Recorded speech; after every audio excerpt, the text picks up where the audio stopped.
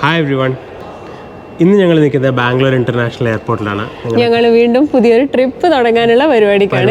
ഞങ്ങളൊരു international trip plan ചെയ്തിട്ടുണ്ട്. ഞങ്ങൾ ഈ പ്രാവശ്യം ഡിസംബറിലാണ് പോകുന്നത്. ഡിസംബറിൽ നമ്മൾ പ്ലാൻ ചെയ്തിരിക്കുന്ന ട്രിപ്പ് എന്ന് വെച്ച് കഴിഞ്ഞാൽ മൗറീഷ്യസ്.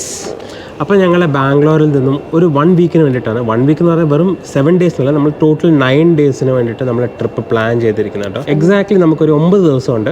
അപ്പോൾ നമ്മൾ ആദ്യമായിട്ട് നിങ്ങളെ ഈ മൗറീഷ്യസിൻ്റെ വിസ ഡീറ്റെയിൽസും ഫ്ലൈറ്റ് ഡീറ്റെയിൽസും ഒക്കെയാണ്.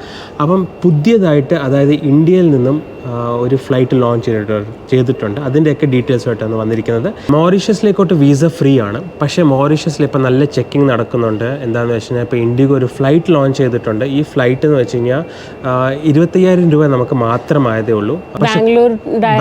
ബാംഗ്ലൂരിൽ നിന്ന് മൗറീഷ്യസ് വരെ എത്ര 6 hours ജേർണി റഫ്ലി 25,000 ഉള്ളൂ ഫ്ലൈറ്റിൻ്റെ ചാർജ്. ഇതിപ്പം നവംബർ 19th 2024 തുടങ്ങിയതാണ്. അപ്പം നല്ല ചീപ്പായിട്ട് കിട്ടിയിട്ടുണ്ട്. നേരത്തെ എന്ന് വെച്ച് കഴിഞ്ഞാൽ ദുബായ് പോകണം, ദുബായിൽ നിന്ന് പിന്നെ India to Mumbai, Mumbai to Dubai, Dubai to പിന്നെ മൗറീഷ്യസ്, അല്ലെങ്കിൽ പിന്നെ എത്യോപ്യ വഴിയൊക്കെ ആയിരുന്നു മൗറീഷ്യസിലേക്കോട്ട് പോകുന്നുണ്ട്. പക്ഷേ ഇപ്പം ഈ ഫ്ലൈറ്റ് വന്നതോടുകൂടി എല്ലാവർക്കും സൗകര്യമായി, എല്ലാവർക്കും സുഖമായിട്ട് പോകാം അല്ലേ. നമ്മളും അതുകൊണ്ട് തന്നെയാണ് പോകുന്നത്. നല്ല ഫ്ലൈറ്റൊക്കെ ഈസി ആയതുകൊണ്ട് മാത്രമേ നമ്മൾ ഈ ഡെസ്റ്റിനേഷൻ ചൂസ് ചെയ്തത്. അപ്പം വീസൻ്റെ കാര്യം പറയുകയാണെങ്കിൽ വീസ ഫ്രീ ആണ്. ഇന്ത്യൻസിന് വീസൻ്റെ ആവശ്യമില്ല. പക്ഷേ എന്നാലും നിങ്ങളുടെ ഫ്ലൈറ്റ് ടിക്കറ്റും, അതായത് പോകുന്നതും വരുന്നതും റിട്ടേണും നിങ്ങൾക്ക് കാണിക്കേണ്ടി വരും.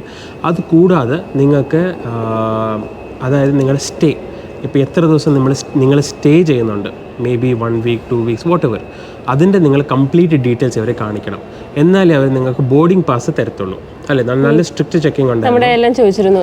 അപ്പോൾ നമ്മൾ 2 സ്റ്റേ ഉണ്ട്. അപ്പോൾ 2 സ്ഥലത്തുള്ള സ്റ്റേയും നമ്മൾക്ക് കാണിക്കേണ്ടി വന്നിരുന്നു. അവർ ഡേറ്റ്സ് ഒക്കെ തറോ ചെക്കിങ്ങാണ് ചെയ്യുന്നത്.